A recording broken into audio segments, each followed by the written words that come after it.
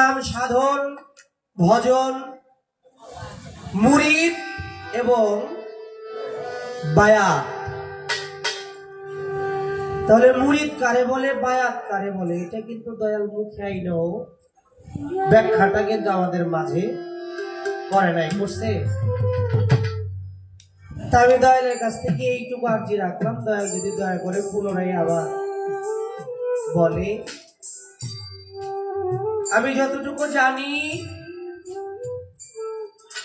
সেখান থেকে বলবো।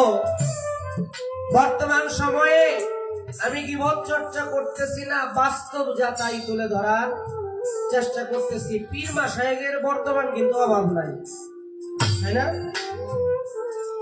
6 মাস 9 মাস না যাইতেই গুরু তাকে দায়ীকে খেলাফত দিয়ে দিতেছে।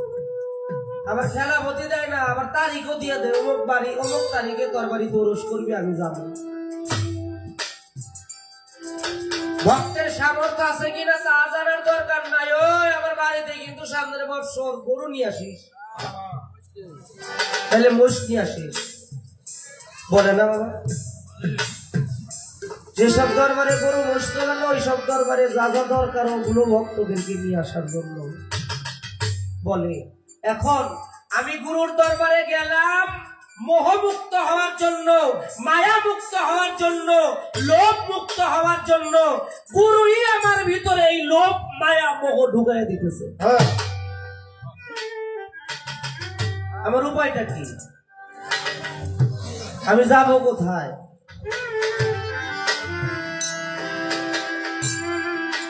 আবার গুরুর রঙে রং ধরার জন্য বলেছে। গুরু সাদা কাপড় পরে, আমিও সাদা কাপড় পরা শুরু করে দিচ্ছি। গুরু পান খায়, আমিও খাওয়া শুরু করে দিচ্ছি। গুরু নেশা করে, আমিও নেশা শুরু করে দিচ্ছি। আসলে কি এইভাবে গুরুর রঙে রং ধরার জন্য বলা হয়েছে? এগুলোকে আমাদের জানা বোঝার দরকার আছে না বাবা? আমরা অবশ্যই জানতে বুঝতে চাই যে আমাদের এই যে সমাজের বিশৃঙ্খলা, আগের গানটার মধ্যে বলেছিলাম ধর্ম যাজক, যারা ধর্মের কথা বলে, মানুষের মাঝে প্রচার প্রসার করে, সেই ধর্ম যাজক, ধর্মের যিনি প্রধান, সেই যদি আমাদেরকে এই ব্যাখ্যা দিয়ে আমাদেরকে ভুল পথে ধাবিত করে, আমরা কোথায় যাব? আমাদের উপায়টা কি? গুরু বলল, যাওগা তুমি অমুক জায়গায় যাই, একটা ভালো জিনিস পাবা, ওইটা কারো কাছে বলার দরকার নাই, নিয়ে এসো। আমি নিয়ে আসলাম, কিন্তু আমি যে চুরি করলাম, আমার যে পাপ হইল। গুরু কয়, তোর কোনো সমস্যা নাই, তোর দায়িত্ব তো আমি নিয়ে নিচ্ছি রে বেটা। আমি একদিন বলেছিলাম হাসরের মাঠে সবাই আমরা যাব, এক শ্রেণীর পিসাব, এক শ্রেণীর ভক্ত হাসরের মাঠে তার পিসাবই খুঁজে পাইব না। এক শ্রেণীর ভক্তরা তারা দিশাহারা হয়ে যাবে। আমার দয়াল কোথায় আছে? কিতাবের মধ্যে পাইলাম ওলিয়া উলিয়া গাউস কুতুব নবী রাসূলদের আসনটাই থাকবে ভিন্ন, জায়গাটাই থাকবে ভিন্ন, সেই জায়গায় যাইয়া খুঁজতে থাকবে, কিন্তু গুরু কোথায় আছে পাওয়াই যাবে না। তাহলে যার নৌকায় আমি চড়লাম, তারই যদি নৌকাটা ডুইবা যায়, আমার অবস্থা কি? আমি তো বিশ্বাস করেছি, আমি তো ভক্তি করেছি, আমি তো তাকে মহব্বত করেছি, তার জন্য তো আমি সব কিছু বিলিয়ে দিয়েছি। এত কিছু করার পরও আমি সঠিক জায়গা পাইলাম না। এখন আমার উপায়টা কি? এটা বোঝার দরকার আছে না বাবা? গুরুকে বাউলের বাউল, মহাবাউল, আত্মার বিজ্ঞানী পদকর্তা লালন সাইজির একটি বাণী আমি রাখবো। তারপরে বাবাজির কাছে আরো কিছু কথা আমি রাখতে চাই। যেমন একজন গুরু হতে গেলে আমি জানি তার ভিতরে 10টা বিষয় জানা বোঝা থাকতে হবে। প্রথম হলো শরীয়ত, তরিকত, হাকিকত, মারিফত, ওয়াহদানিয়াত, তারপরে আসলো কামলিয়াত, বেলায়েত।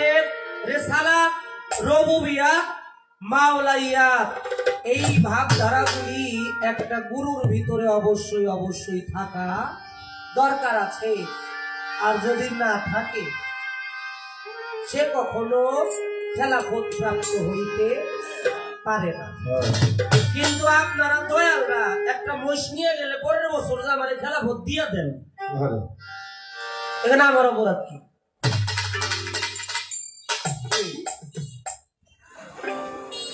500 টাকার জায়গায় যদি 5000 টাকা দেই, ওই আমার ভক্তরে ওই ভালো জায়গায় নিয়ে যা।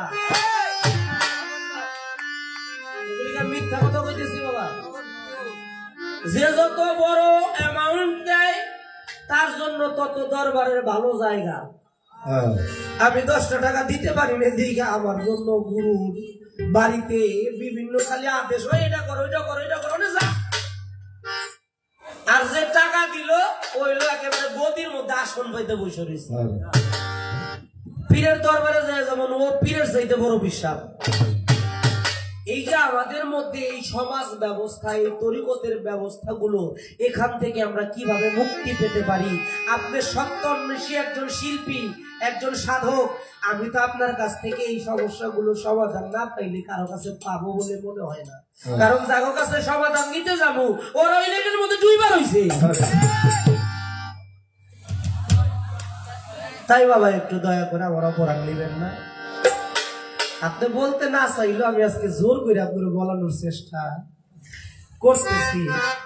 দয়া করে যদি আপনি বলেন, এই মানুষগুলো, আমরা তো নীরব মানুষ, অবুঝ মানুষ, নাদান মানুষ, কানা, আমরা বুঝি না। গুরু গোসাইরা যা কয় আমরা তাই বিশ্বাস করি। আমাদের উপায়টা একটু দয়া করে বলবে। আর এই যে শরীয়ত থেকে খেলাফত প্রাপ্ত হওয়া পর্যন্ত এই যে 10টা ধাপ, আসলে এই 10টা ধাপের প্রত্যেকটা পীর মাশায়েখ কি কিভাবে অতিক্রম করে, কি কিভাবে হাসিল করে, হাসিল করে ভক্তেরও একজন পীরের দরবারে যাইতে হয় আদর্শ 10টা সভা নিয়ে। আমার দয়াল যদি একটু আলোচনা করে। আর গান দিয়ে কোনো প্রশ্ন আমি রাখবো না, সাধকের গানটি আপনাদের কাছে নিবেদন করছি।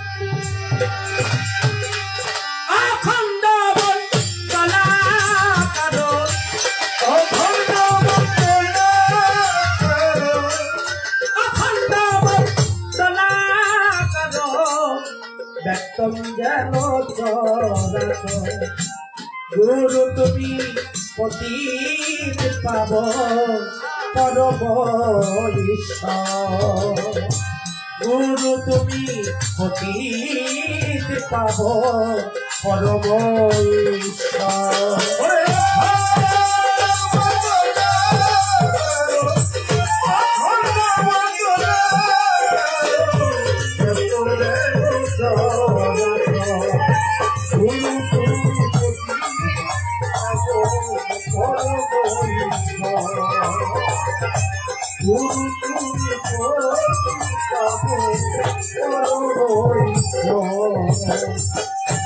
ব্রহ্মা বিষ্ণু শিব তিনে ভজে তোমায় নিশি দিনে, ব্রহ্মা বিষ্ণু শিব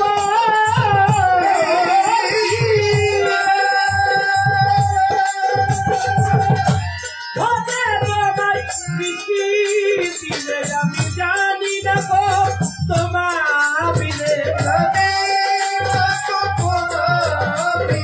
আমি জানি না গো তোমার বিনে, তুমি গুরু গুরু তুমি পতিত পাব পরম ঈশ্বর, গুরু তুমি পতিত পাব, গুরু তুমি পতিত পাব পরম ঈশ্বর।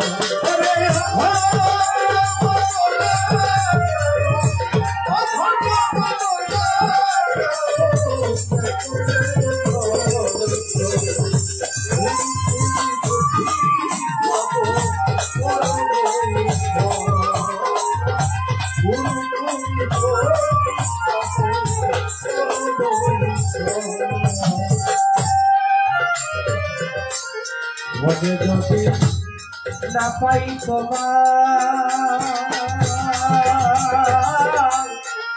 এ দোষ আমি দেব বাবা ভোগে যদি না পাই তোমার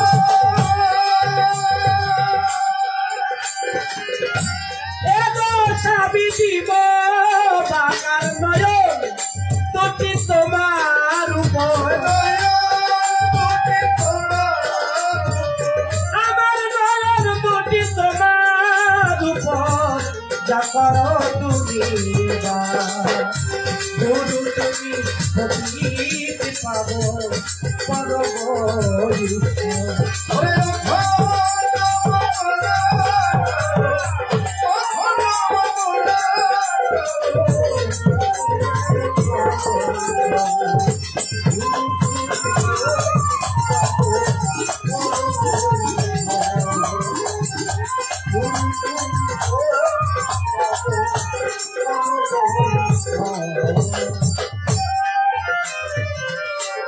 আমি লালো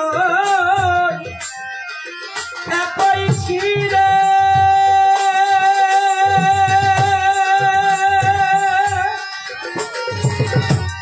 ভাই বন্ধু নাই আমার চলে আমি লালো একই ছিড়ে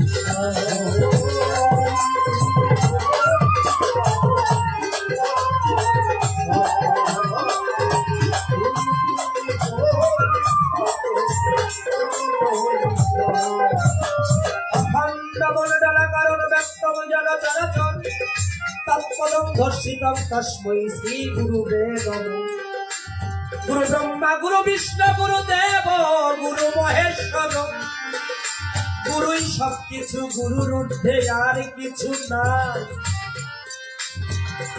কিন্তু গুরুর মধ্যে একই আজব লীলা আমি ভাবিয়া না পাই গুরুর কাছে যাই আমরা মুক্তি পাবার জন্য কিন্তু বর্তমান হইতেছে অনেক কাণ্ড ভিন্ন গুরু গোসাইকে দেখলে কিছু নজরানা দিতে হয় এখন এই নজরানা বুঝা নিছি টাকা পয়সা ধন সম্পদ বিষয়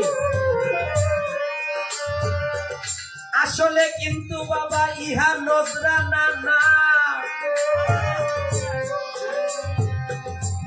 এই সত্য কথাটা কোন গুরুরে আমি বলতে শুনি না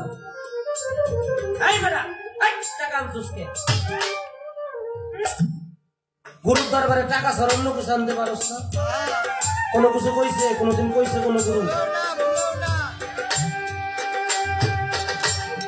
ব্রহ্মাণ্ডটা যার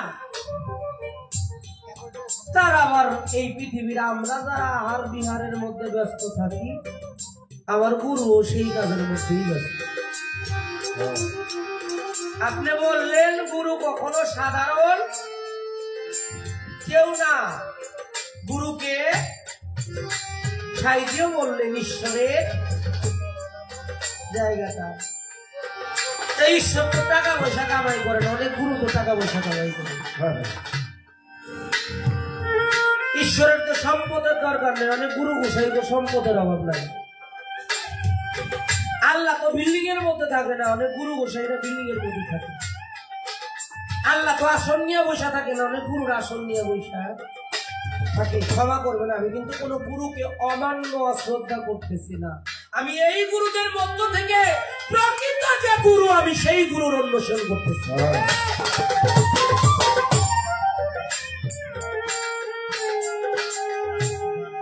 প্রকৃত গুরু তাকেই তো আমি পেতে চাই, তার দাস হতে চাই, তার দাস অনুদাস হয়ে আমি তার চরণ পাশে পড়ে থাকতে চাই। আমি যদি তার ধ্যানে খ্যানে সদা সর্বদাই থাকতে পারি, আর কিছু না হলেও এই মানব জীবনের একটা গতাগতি আমার হয়ে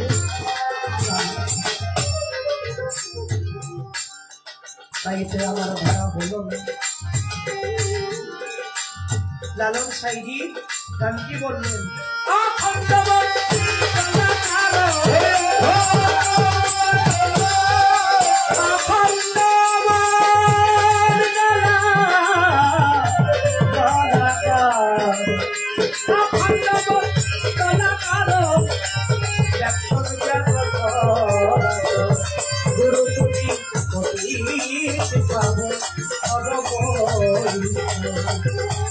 গুরু